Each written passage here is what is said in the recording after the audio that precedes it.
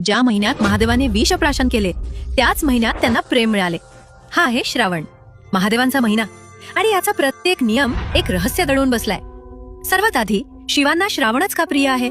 कारण याच महिन्यात सतीने पार्वतीचे रूप घेऊन 108 जन्मांची तपश्चर्या पूर्ण केली होती.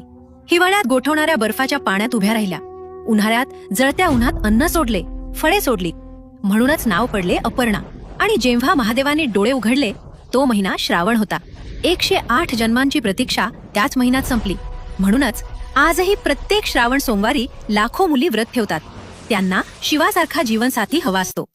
पण श्रावणाची दुसरी कथा आणखीनच गूढ आहे. समुद्र मंथन याच महिन्यात झाले होते.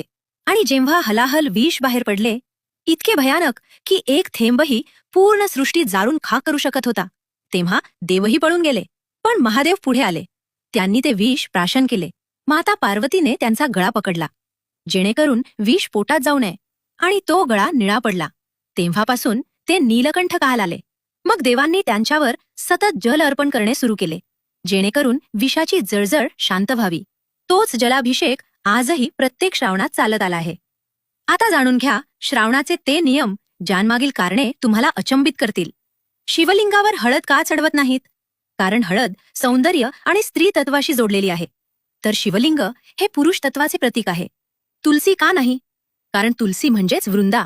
हिने स्वतः शिवाला आपल्या पूजेपासून वंचित केले होते. शंखातून जल का अर्पण करत नाहीत? कारण शंखचूड नावाच्या असुराचा वध खुद्द महादेवांनी केला होता. नारळ का नाही? कारण तो लक्ष्मीचे प्रतीक आहे आणि महादेव वैरागी आहेत. पण बेलपत्र सर्वात प्रिय आहे. 3 पाने म्हणजे त्रिदेव आणि 3 डोळ्यांचे प्रतीक. आणि एक बेलपत्र वाहण्याचे फळ 1000 कमळांच्या बरोबरीचे मानले जाते. आणि श्रावणात मांस मद्य का वर्ज्य आहे? विज्ञानही हेच सांगते. पावसाळ्यात दमटपणामुळे बॅक्टेरिया सर्वात वेगाने वाढतात. हाच माशांचा प्रजननाचा काळ असतो. आणि या ऋतूत पचनसंस्था सर्वात कमकुवत असते. म्हणजेच ज्याला आपण धर्म म्हणतो ते हजारो वर्षांपूर्वीचे विज्ञान होते. आणि सर्वात मोठी गोष्ट म्हणजे शिव हे एकमेव असे देव आहेत ज्यांना फक्त एका तांब्या पाण्याने प्रसन्न केले जाऊ शकते. न सोनं हवं, न चढावा. म्हणूनच ते भोलेनाथ कहलातात, जे सर्वात लवकर प्रसन्न होतात. विचार करा, ज्यांनी संपूर्ण सृष्टीसाठी विष प्राशन केले ते फक्त एका तांब्या पाण्याने खुश होतात. हेच महादेव आहेत. जर या श्रावणात तुमचीही महादेवांकडे काही प्रार्थना असेल तर लिहा हर हर महादेव आणि शेअर करा, जेणेकरून हे प्रत्येक शिवभक्तापर्यंत पोहोचेल.